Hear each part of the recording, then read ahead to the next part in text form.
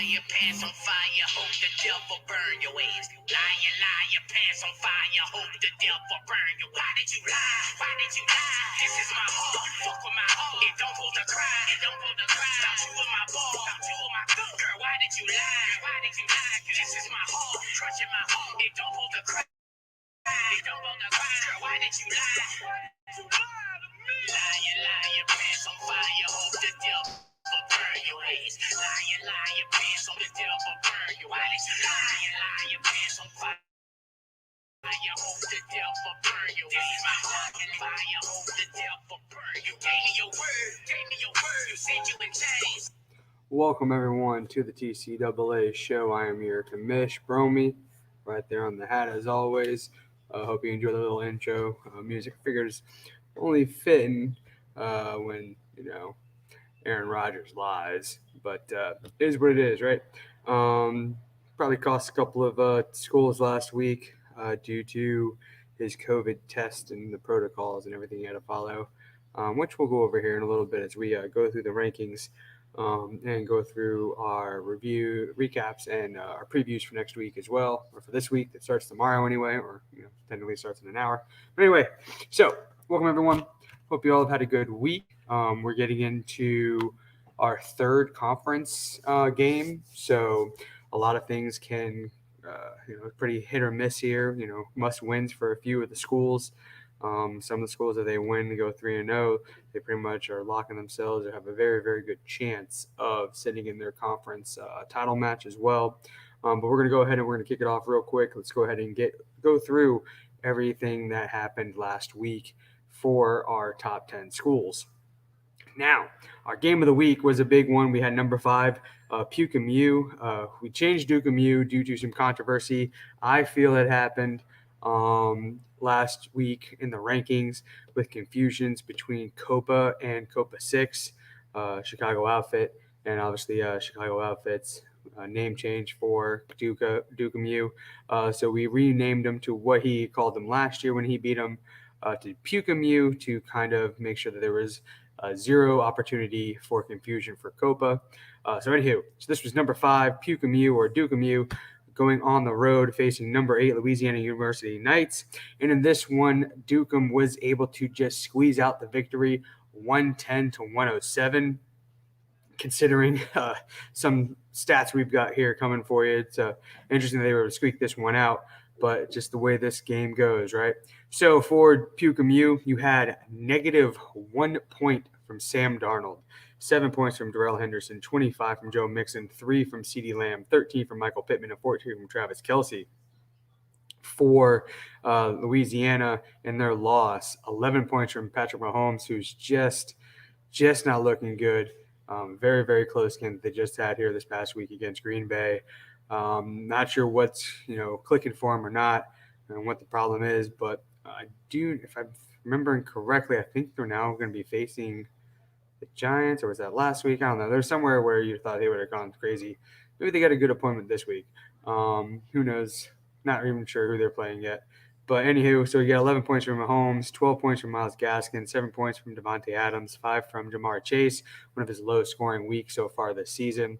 22 points from Cordero Patterson, who is just, doing nothing but, I think I heard a stat where he's, 45% of the offensive touches go through Patterson's hands for Atlanta. So he is definitely being a workhorse for them. 4 points from Zach Ertz. Now, a few interesting things here to note for this 3-point loss for Louisiana is that Ducum got 17 points from their safety, Xavier McKinney, 10 points from Sam Hubbard. So I think that's kind of a little glaring there of reason maybe why, Jamar Chase not having his normal week as well. Patrick Mahomes just not doing Patrick Mahomes things. So there's something wrong with Kansas City. Not sure what yet, but there's something wrong. But once again, Ducum U pulls off the victory, 110-107. Puts their record to 7-2, drops Louisiana down to 5-4. All right, the next matchup we had of some ranked matchups here, ranked teams, schools that is. Let's see the next one. We had number 6, Rusty Hook Landfill and School of Junk Calling, or Copper Mountain Community College, at home taking on the Debbie Does Dallas Booby Tassels or University of Dallas Spurs. And in this one, it was no contest as Rusty Hook here just laid the smackdown on Debbie Does Dallas here, 140-86. For Dallas, you had 16 from Ben Roethlisberger, 11 from Zeke Elliott, 4 from McCole Hardman, 3 from CeeDee Lamb, just a measly 1.6 from Jarvis Landry. Considering all the points Cleveland put up, they only get 1 out of Landry. I know there's a lot of defensive scoring as well, so that could have been maybe what it is. But, dude, you ain't got Odell anymore, Jarvis. You need to get in that game. Start being a ball player here. You got 2 from Hayden Hurst, his tight end there. For Rusty Hook, 5 points from Josh Allen, where it was the Josh Allen show, just not the right Josh Allen in that game in Buffalo versus Jacksonville. Probably one of the shocking game results last week, where Jacksonville was able to upset Buffalo, courtesy of Josh Allen beating Josh Allen. 28 points from Nick Chubb, 32 from Jonathan Taylor, 3 points from CeeDee Lamb, so they both had Lamb there. And then Cordero Patterson showing up in this school as well with 22 points. And then Dallas Goedert for 5 points. So once again, that was 140-86. No contest in here. Drops Dallas down to 1-8. Worst record in the league, I believe, and moves Copper Mountain up to 6-3. All right, next matchup here in the rankings. Let's see where they're at. There we are. We had number 3 Telford Tornadoes going on the road to face the controversial number 10 Chicago Outfit Preparatory Academy. And in this one, Telford was victorious 105-89. For Telford, he had 13 from Ryan Tannehill, 11 from Zeke Elliott, 4 points from Amari Cooper, 15 from Cooper Kupp. Cordell Patterson showing up on this roster as well with 22. And then George Kittle returning back from injury with a solid 17-point performance in that shocking loss to Arizona, the Arizona-led Colt McCoy Arizona Cardinals, mind you. I don't know about you guys, but all I know is this. I learned last week that Colt McCoy was the backup for Arizona. Didn't even know he was still playing. For Chicago, you had Josh Allen, 5 points, Michael Carter, 9 points. Khalil Herbert, one of his worst showings so far. I know he's still a rookie and he was still learning things. He had a couple good weeks these past couple of weeks, but a little misstep there for Chicago with that 1 point there. Huge controversy in that matchup that they had against Pittsburgh on Monday night. I'm telling you right now, in my opinion, wasn't taunting. That shouldn't have been a foul. Cost Chicago, in my opinion. Green Bay, Devontae Adams, 7 points, and Keenan Allen, 16 points, and then rookie Kyle Pitts with 7 points for the losers there in Chicago outfit. So with Telford, this brings them up to 6-3, drops Chicago down to 3-6. Next matchup in the rankings, we have, scroll back up, you had Caleb Williams' daddy or South Texas Raiders going on the road facing the number 4 Samurai Jackson University, the unstoppable Samurai Jackson University, as they were taking their winning streak of 7 games up on this thing, and they were able to squeak out the victory courtesy of the home field advantage, 90-88, defeating South Texas Raiders there. For South Texas, they had Josh Allen, notables being noted here again. If he had his normal week, everything would have been different for a lot of schools here. So Josh Allen with his 5 points, Austin Eckler 9 points, Aaron Jones 5 points, Keenan Allen 16, DJ Moore 6, Mark Andrews 5. For Samurai, 11 points from Mahomes, 11 from Zeke, 5 from Aaron Jones, so they both had him there. 7 points from Devontae Adams, 11 points from Stephon Diggs, and then 7 out of his tight end rookie and Kyle Pitts. Once again, squeaking out this victory 90-88. This gives Samurai and continues their 8-game winning streak, puts them to 8-1, and then sadly drops down South Texas to 4-5. Next matchup here, in another very close game, and it came down to Monday Night Football. The number 1 undefeated Allen Wrench Trade School on the road facing DBEP University, and they were able to squeak this one by 124-120. For Allen Wrench, this keeps them at undefeated 9-0, and they had Josh Allen with his 5 points. They had James Conner, 36 points, just went nuts in that game against San Francisco, tearing up that defensive line. Devontae Adams, 7 points. Jamar Chase, 5. Cooper Kupp, 15. Mike Gesicki, 7. For DBAP, 10 points from Matthew Stafford, 11 from Josh Jacobs, 32 from Jonathan Taylor, 7 from Devontae Adams, 14 from Justin Jefferson, and then he had the rookie Kyle Pitts as well at 7.7. Like I said, just barely misses that one DVAPU, losing 124 to 120. All right. Once again, that puts Allen Wrench, keeps them undefeated at 9-0. Only undefeated school still in the league. DBAPU drops it out to 3-6. Next one we've got here is, let's see there. Nope. There we are. So another matchup of ranked schools. We had number 2 University of Kentucky Bourbon Ballers taking on number 7 Yankee Magic U, or Ball So Hard University in this one. And in this one, the Ballers were able to be victorious 130.7 to 117.32. This puts Kentucky to 7-2 and drops Yankee Magic U to 6-3. For Kentucky, and that's also their third straight loss now. After going into the number 1 spot for Ball So Hard, they have now lost 3 consecutive games. This is keep them in the top 10. We'll find out here shortly. But for the Ballers, they had 16 from Ben Roethlisberger, 28 coming from Nick Chubb, a .3 coming from Chase Edmonds. He was not the running back scoring points in that matchup, like we said earlier, it was Connors. 16 from Marquise Brown, 15 from Cooper Kupp, 14 from Travis Kelce. For Yankee Magic in their loss, you had 30 points from Matt Ryan in that victory over the Saints. Very nice there. 11 points from Zeke Elliott, 5 from Aaron Jones, 6 from A.J. Brown, 15 from Cooper Kupp, so they both had him there. Darren Waller with 12. Once again, unfortunately for Ball So Hard, third straight loss, losing 130 to 117.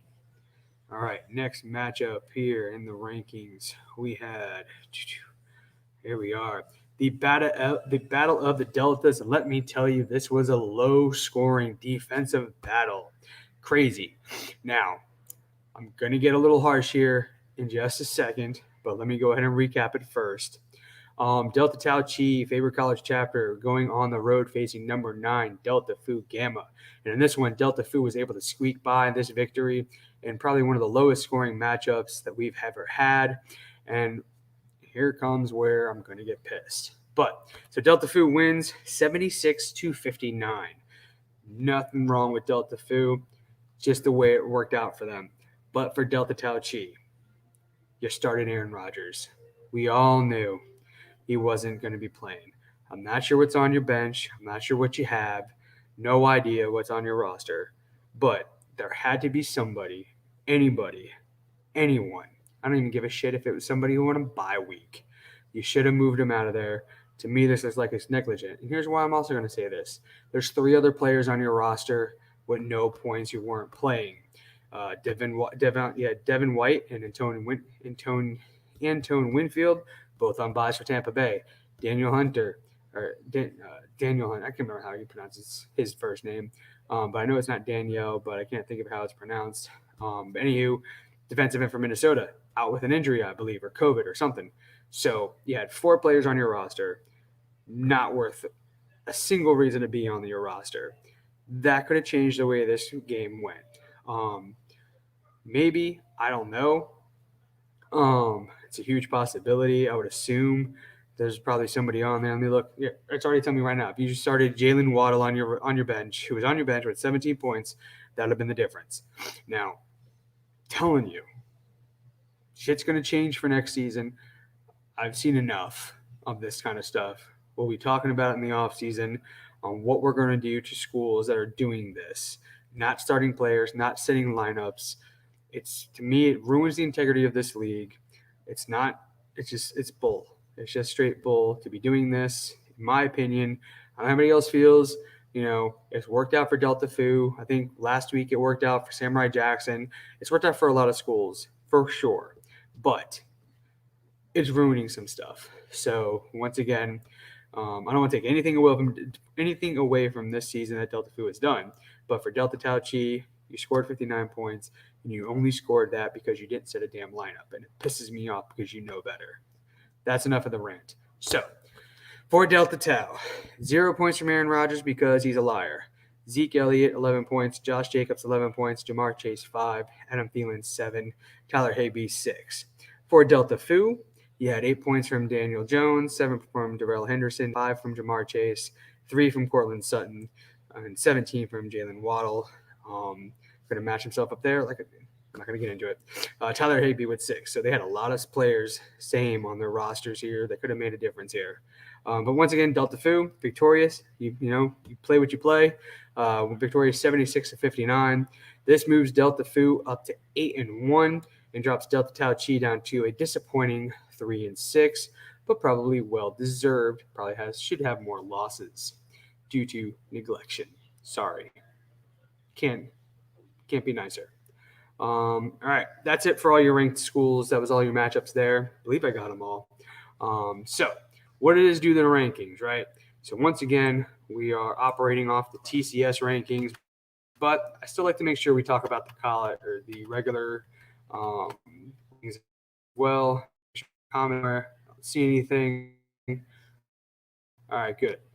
All right, I know it's a little bit late also, starting at 11 o'clock, an hour from 1 to just the way it worked out tonight. So hopefully next week I can get myself back on schedule for the 10 o'clock start Eastern. But I know a lot of people listen to it after the fact and aren't up here live anyway. So coaches poll, top 10. Here we go. Now, remember this is just the coaches poll only here. So number 1, earning a unanimous, all 3 number 1 slots that we had for Allen Wrench Trade School, staying at number 1. Kentucky Bourbon Ballers was number 2 in the coaches poll. Samurai Jackson 3, Dukem 4, Telford 5, Copper 6, SCLSU moving into the top 10 for the coaches poll at number 7.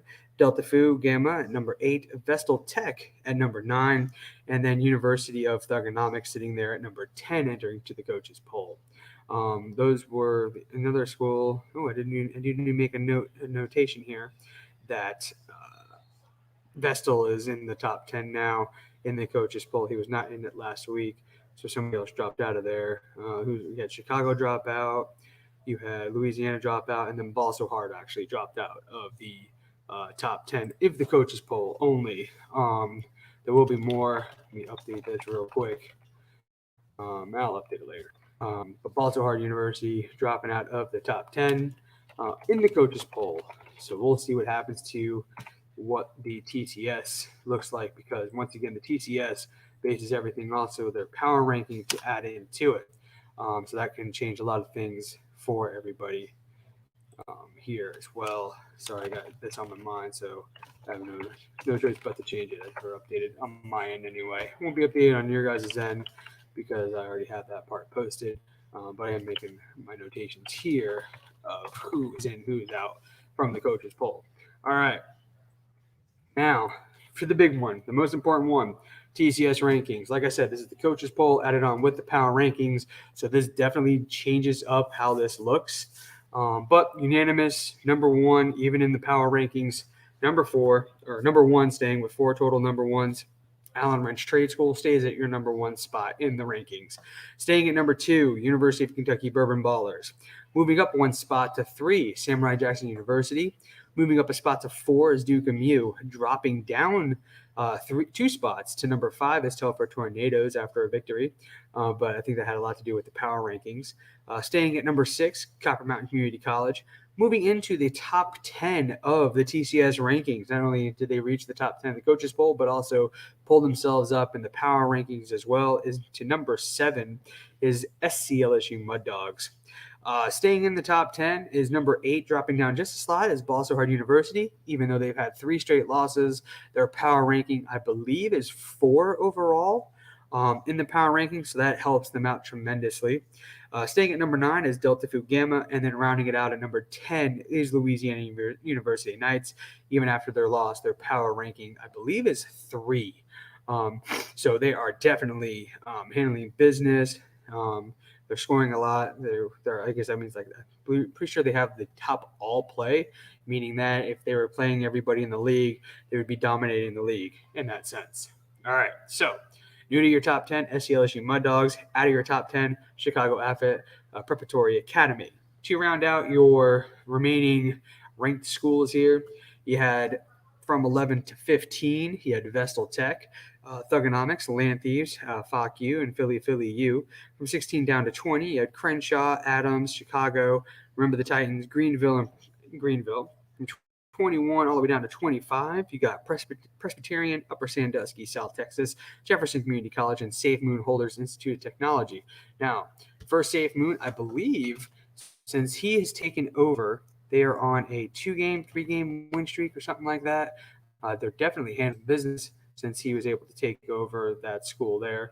I'm going to quickly do a quick check because I know he has won the last 2 weeks. Make sure what this does here. So they're 3-6. So definitely has won their last 2 games here. So good start for a new owner. There for Jackson is now 2-0, taking over that school. So the Shitcoin Colossus is handling business right now. Comes in 2-0, right?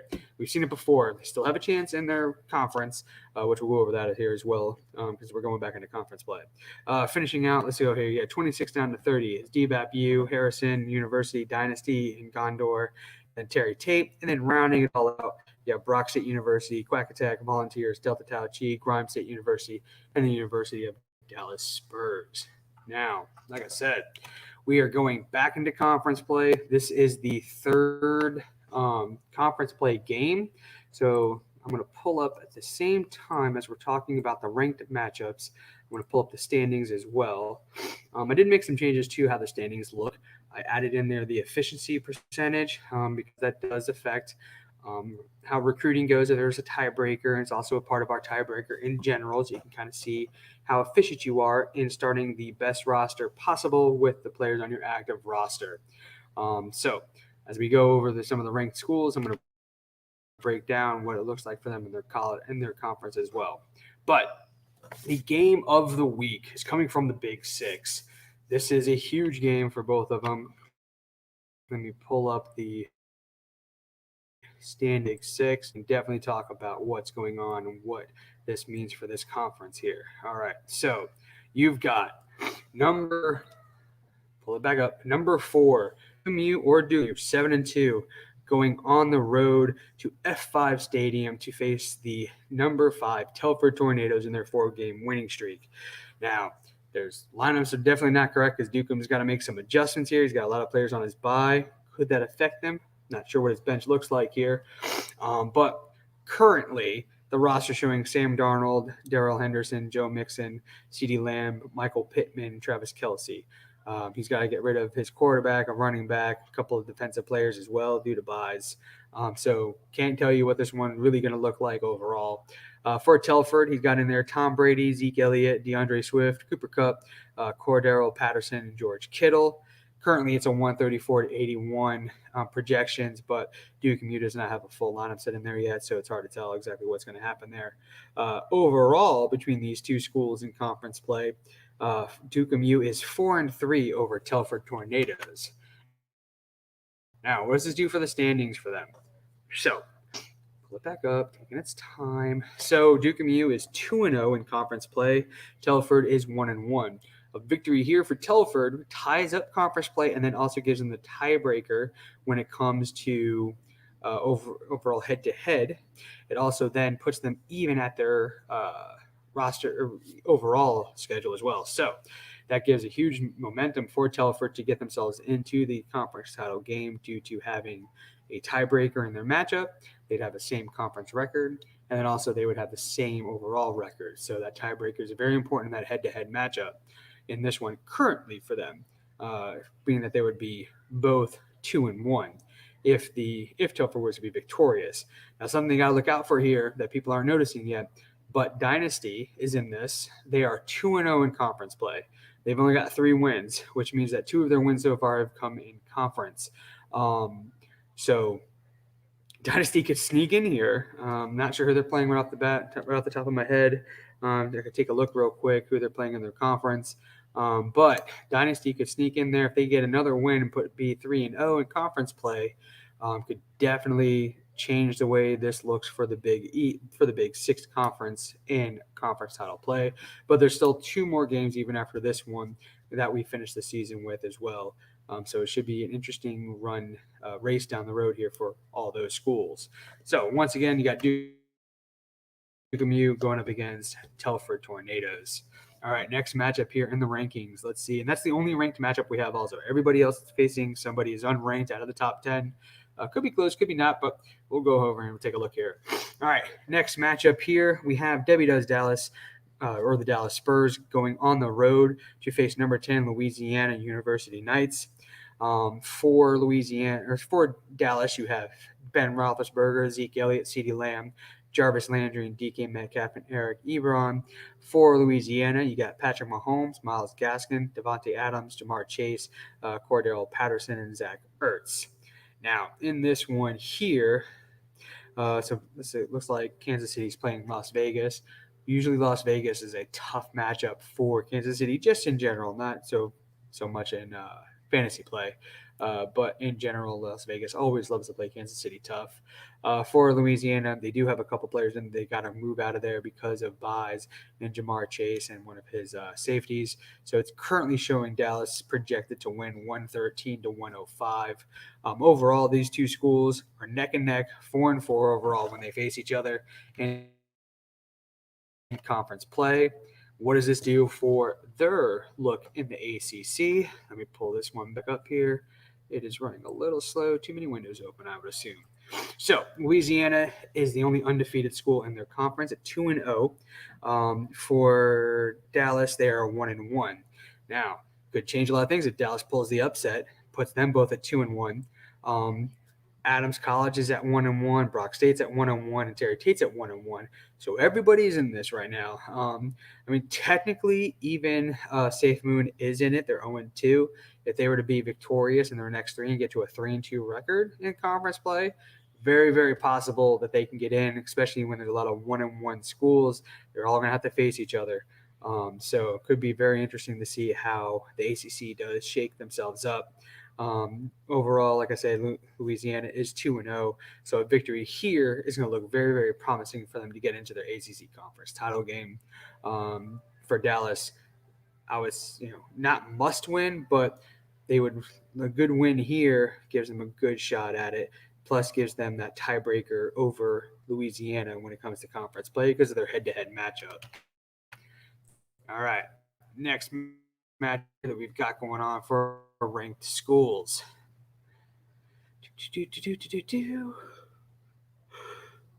Sorry about that. All right, you have number 8, Yankee Magic U or Baltimore University going on the road to face Wesock U University or Fock U2 University. 6-3, Baltimore trying to end their 3-game losing streak against the 5-4 Wesock U. For Yankee Magic, you got Matt Ryan, Zeke Elliott, Aaron Jones, A.J. Brown, Cooper Kupp, and Darren Waller.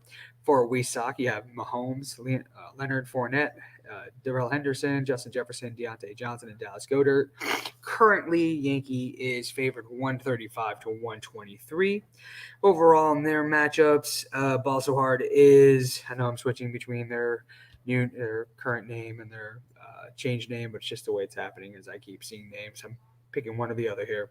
But for Ball So Hard, they're 5-2 overall in their matchups against Fock U University. Let's take a look at what the Big East looks like in conference title play. Now, this is a big one because both Ball So Hard and Fock U, they're both 2-0 in conference play. So this is a big matchup here. Winner is going to get a huge control of what's going on in the Big East, in my opinion. Behind them, you've got Thugonomics at 1-1, Copa at 1-1, and then remember the Titans and Harrison both sitting down at the bottom at 0-2. They're in must-win situations as well on their matchups there. But big matchup between Ball So Hard and Fock U as they're both 2-0. If were to win it, and they'd put them at 3-0, and then also put them at 6-4 overall, and that would then put Ball So Hard at 6-4 as well. Then they got that tiebreaker and head-to-head. They got the better conference. So big win for Fock U if they could get this win. Gets themselves setting them up pretty nice in the Big East Conference picture. All right, matchup here, the ranked schools. Let's find who else we have here. Nope. All right, so we have the Gondor White Flag Universities or Gondor University White Knights going on the road facing number 2 University of Kentucky Bourbon Ballers. 3-6 Gondor, 7-2 Kentucky. For Gondor, they got Lamar Jackson, Najee Harris, Tony Pollard, Stephon Diggs.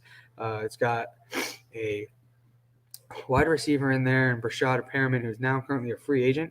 I swear I just saw him playing on a roster the other week. I'm not even sure what roster that was, but he's currently a free agent, which means you need to make a move there, my friend. Get him out of there. And then he's got Mark Andrews in there as his tight end. For Kentucky, a lot of changes he's going to have to make because of bye weeks. But right now he's got Big Ben Roethlisberger, Nick Chubb, Chase Edmonds. Both those two running backs are not playing this week due to byes. Marquise Brown, Cooper Kupp, and Travis Kelce. So currently Kentucky is favored 96-92. This is first matchups obviously for these two as they are in the brand new Mountain 6 conference. Let's see what that conference looks like here when it comes to conference play. Let's see what this would do between these two here. So obviously Kentucky. So in crazy form here, everybody in the Mountain 6 is in it. They're all 1-1 in conference titles. So these games that the Mountain 6 is playing this week, no matter what their current record is overall, winners are going to be shooting themselves up to a 2-1 record, losers down to 1-2, and that depending on how the rest of their conference play goes and who their matchups is, obviously can really make a move here in the Mountain 6. So if I were Kentucky, I'd want to make sure I get a win here. Gondor can win it and really start messing some stuff up, depending on how these other matchups are going as well in the Mountain 6. But currently, Kentucky is favored overall over against Gondor, uh, minus out who their bench players are and stuff like that. All right, so next matchup in the rankings, you have number 9, 8-1 Delta Fu Gamma going on the road, going on to Switzer Field to face the 5-4 Land Thieves, who are currently on a 3-game winning streak. Looking pretty for themselves right now. For Delta Fu, got to make ourselves a little quarterback change. We got Daniel Jones in there. He ain't playing this week. Darrell Henderson, Jamar Chase, who isn't playing, Cortland Sutton, Jalen Waddell, Tyler Higbee. For Land Thieves, you got Justin Herbert, who has not been playing very well the last couple of weeks, so he could use a good bounce back game. Najee Harris, Keenan Allen, Marquise Brown, Adam Thielen, and Travis Kelce. At the moment, you have Land Thieves favored 111-72, but there's a lot of players on each of these schools' rosters who won't be playing this week due to the bye weeks here. Sorry, very tired. Late. Overall, in this one, Land Thieves holds a overall record against the franchise of Delta Fu. Once again, like I said, previous owners, previous rosters that were bad. So 6-1. Can't really take a look at that anymore as Delta Fu has took over a different roster here. Obviously, has been making a lot of changes. They're 8-1, but need to make some changes here in general to get themselves all nice and set up for conference play. And there's miraculous season that they're having. Now, when it comes to conference play, you have Delta Fu is sitting at 2-0. Samurai Jackson is also sitting at 2-0. They're both 8-1 schools. For Land Thieves, they're 0-2. So they could really mess some stuff up if they can pull off a victory here against Delta Fu Gamma. Putting them at 1-2. Land Thieves is definitely going to have to win out to get themselves even a sniff at the conference title, and are going to have to hope that Delta Fu and Samurai Jackson start losing some of these games for them to get a chance to get into conference play. But they do have a chance. Like I said, they got a 3-game winning streak. They're playing better right now. Things are going well for them, but they definitely need to do better in conference play for Land Thieves to see if they can make a ruckus here in the Pac-6. But like I said, right now, Delta Fu's got to make some changes in their roster due to some bye weeks.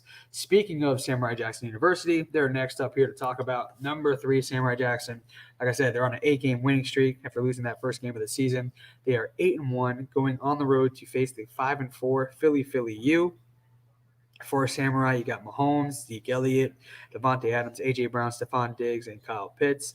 For Philly, you got Ryan Tannehill, Austin Eckler, Myles Gaskin, Cooper Kupp, Michael Pittman, and Hunter Henry. At this time, Samurai is favored 131-117. They also hold a 5-3 overall record against Philly U. Like I said, we just talked a little bit about the Pac-6. Philly also is one of those 0-2 schools in conference.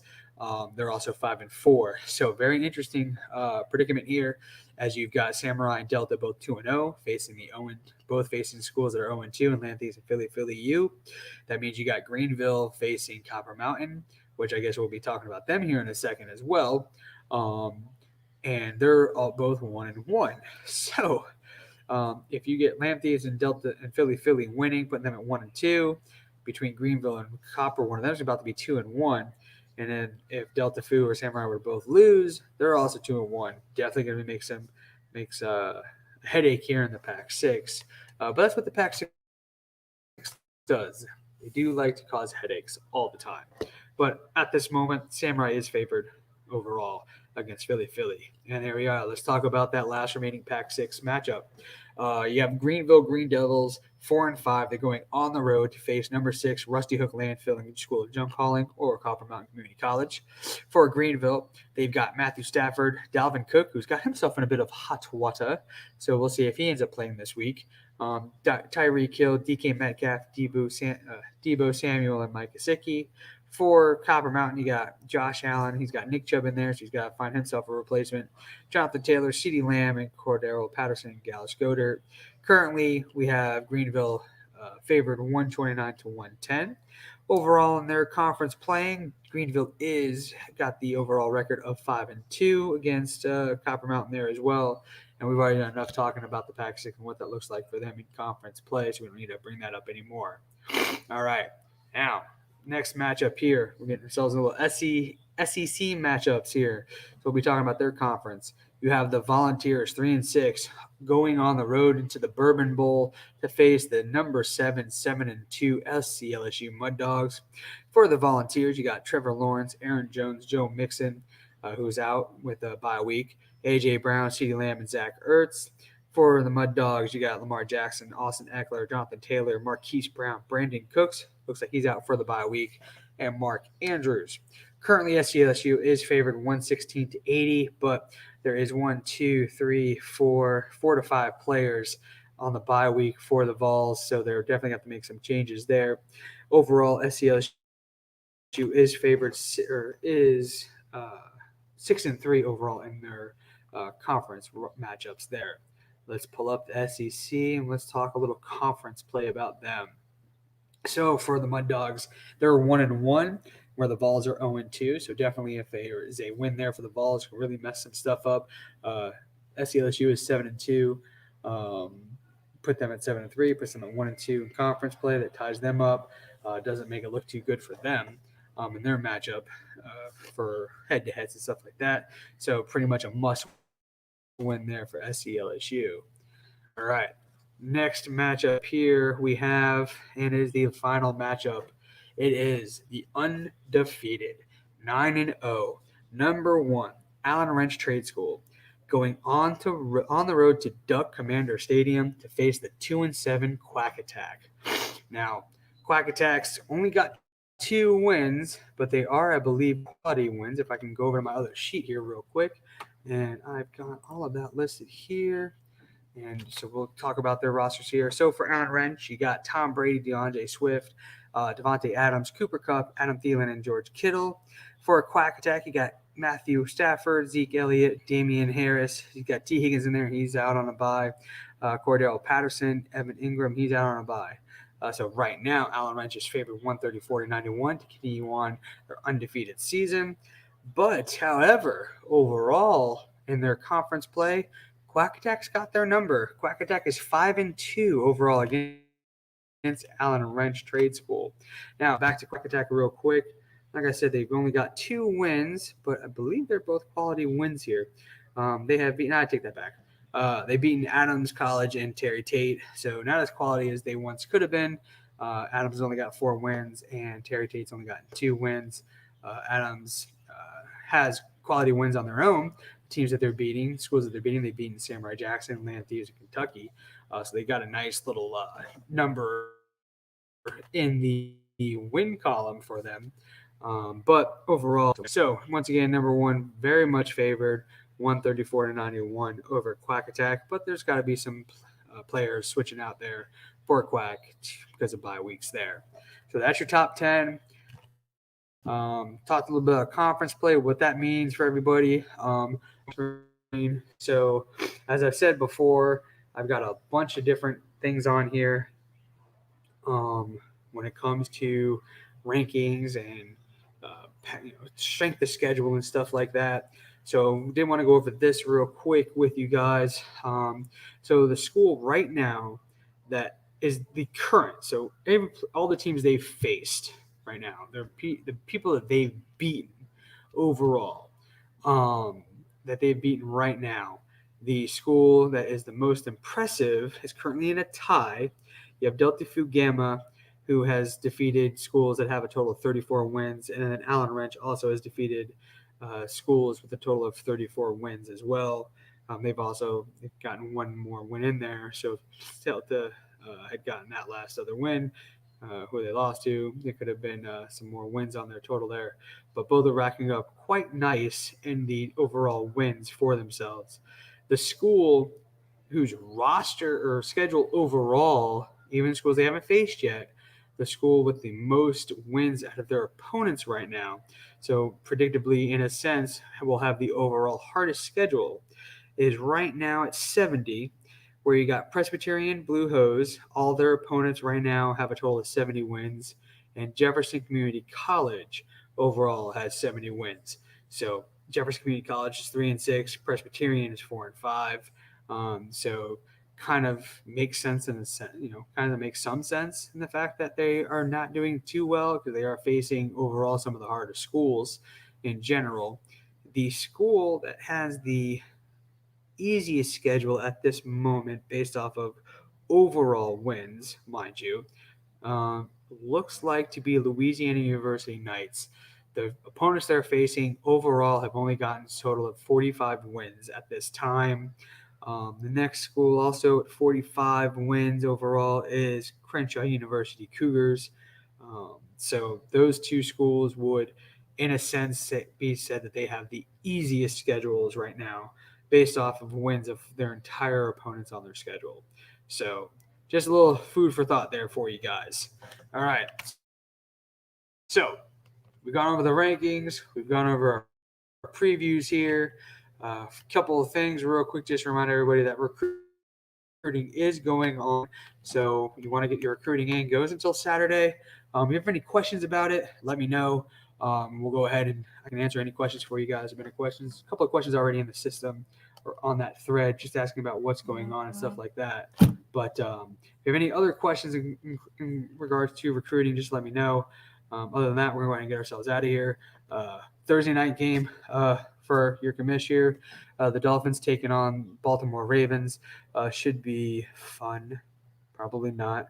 But I'm going to put a little money on this one. But it'll probably cost me because that's what happens when I bet against Miami. Anyway, got any questions? Just let me know. If you have anything, just let me know. Recruiting going on this week. Conference play is going on this week. Next week, get a little walk on. Hope everyone has a good week. Like I said, holler at me if you need anything. Catch you all later.